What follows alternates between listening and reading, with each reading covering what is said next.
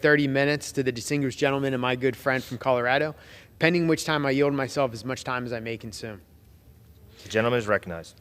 During consideration of this resolution, all time yielded is for the purpose of debate only. Mr. Speaker, I ask unanimous consent that all members have 5 legislative days to revise and extend their remarks. Without objection. Mr. Speaker, I ask unanimous consent that the resolution be amended by striking the last sentence in the first section of the resolution and inserting, quote, all points of order against provisions in the bill are waived, end quote. Without objection. Mr. Speaker, I rise in support of this rule and in support of the underlying legislation. House Resolution 614 provides for consideration of 3 measures, H.R. 4366, S.J. Res. 9, and S.J. Res. 24. The rule provides for H.R. 4366, the Military Construction, Veterans Affairs, and Related Agencies Appropriation Act of 2024, to be considered under a structured rule with 1 hour of debate equally divided and controlled by the chair and ranking minority member on the Committee on Appropriations or their respective designees, and provides 1 motion to recommit. The rule makes in order 41 amendments. Additionally, the rule provides for consideration of S.J. Res. 9, a resolution of congressional disapproval related to the lesser prairie chicken under a closed rule with 1 hour of debate equally divided and controlled by the chair and ranking minority member of the Committee on Natural Resources or their designees, and provides 1 motion to commit.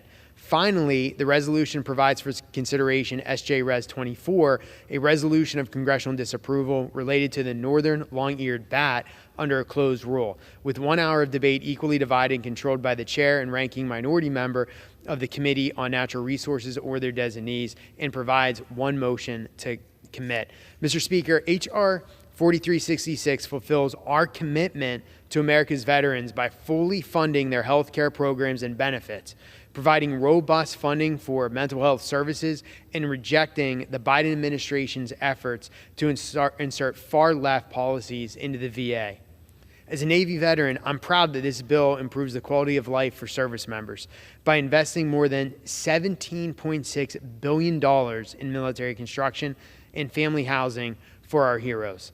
This includes critical investments in child care development centers, upgrades to barrack housing, and billions to counter China in the Indo-Pacific. Additionally, H.R. 4366 includes a provision prohibiting the closure of Naval Station Guantanamo Bay, Cuba, and also prohibiting the use of funds to build detainee facilities on U.S. soil. As a veteran of the global war on terror, someone who prosecuted terrorists in the Iraqi court system, I saw firsthand the destruction and chaos caused by these radical extremists. Bringing these terrorists to U.S. soil is unthinkable to me, and many of these terrorists were directly involved in the September 11th terrorist attacks. Mr. Speaker, the underlying legislation also provides important congressional oversight of the Biden administration. S.J. Res. 9 and S.J. Res. 24 utilize the Congressional Review Act to nullify the Department of Interior's rules related to the lesser prairie chicken and the northern long-eared bat. In both instances, bureaucrats from the Biden administration are placing red tape on economic development and private land use and without warrant. These rules expose farmers to litigation and lawsuits for routine farming activities. They shut down existing conservation efforts from private industry, and they impose new restrictions on farmers and ranchers. This is just another example, another instance of far-left extreme Democrats in Washington, D.C., making it more costly for Americans to make a living, put food on the table, and develop our rural communities. For these reasons, I urge my colleagues to support this rule, and I reserve the balance of my time. The gentleman